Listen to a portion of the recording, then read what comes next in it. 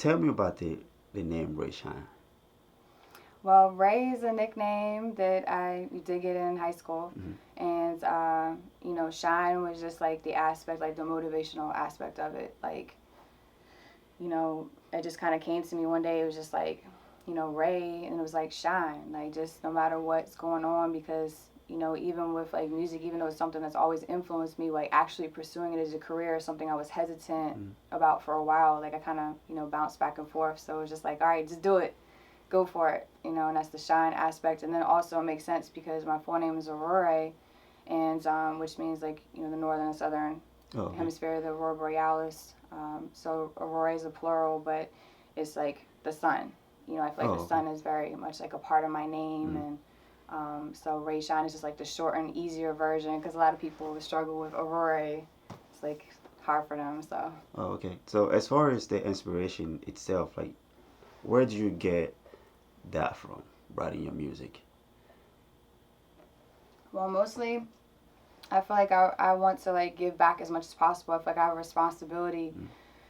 to like, I mean, every chance I have to like help others, and give back. So I feel like my music is an opportunity to not only release what I'm going through, but to help someone else, or at least vibe or Hmm. energy or something. So a lot of it comes from an experience that I want to share that I feel like someone else could benefit from Okay. and enjoy, and also enjoy like it sonically.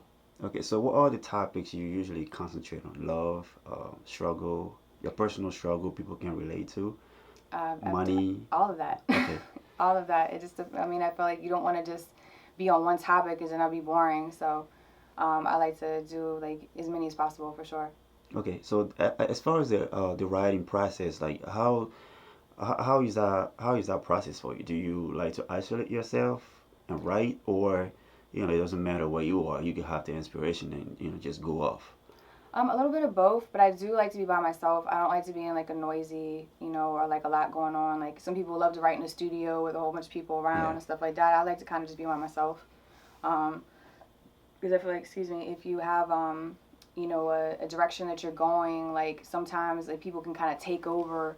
Like I want it to be like, hey, I did this part and this part, and if I need help, okay, I'll like, hey, what do you think about such and such? I'll bounce it off of Tricky Dice. Okay. Um, ask him, hey, what do you think about this? And he'll give me his feedback, or I'll ask Wes. But a lot of times I just want to be by myself, where I'm like, okay, I really built this whole thing. It wasn't taken over and like somebody else ran with it, because creatively that can happen. Yeah. And it's like, I don't feel like it's mine anymore. And for me, that's like my greatest like passion in it, or like, you know, I just, that's the greatest joy, is like I did that. What, like, I don't know. I feel like kind of. I think I could sing and rap something that somebody else did for me or like wrote for me, but it just wouldn't feel the same. Yeah. It wouldn't feel the same with me without me creating some part of it. Okay. So when it comes to the actual, the lyrics are created, right? Now you have to record the actual music. So how is that beat selection process for you? Well, it just depends on what I'm trying to create. Like, it depends on like what record it is. Like, a lot of times, like, and this is the most tedious process, is like finding the right instrumental Yeah. or finding the right beat, because you'll go through like hundreds and like, I'm like, why? Like, what is going on? And it's weird because one producer you might be feeling at one point, and then you come back to him, and then you're like, I'm not getting the same kind of like Right. feel that I did before from them. I'm not like hearing what I heard before. So if I'm just trying to do like a soca record, I might start with, okay, here's a producer I worked with before. Let me see what they got.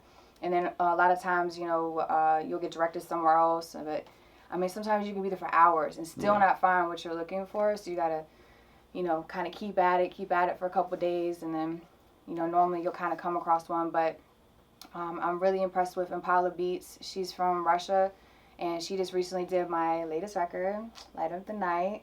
She produced it. So I stumbled upon her on Instagram, and I Hmm. was just like, wow, like she's super talented. I thought it was kind of cool that she's also Caucasian, and she's just super talented. So shout out Impala Beats. But yeah, so that's for, and Rock T Beats, who did Transform, which I'll also get to check out, or check out the video for both of those up on YouTube now. But he did Transform, and I was just, he definitely has like the new wave. He just did a record with Eminem and Little Baby. So I'm just like, how do I just stumble on these people? But it's pretty cool. So in your opinion, is vital to have a dedicated producer, if if Yeah, I mean, possible. someone who's super dedicated. I mean, someone who like gets the sound. Someone who stays up with like, the trends. I mean, you'll be surprised at how quickly the people are putting out beats like every day. I don't know Yeah. how. It's pretty amazing.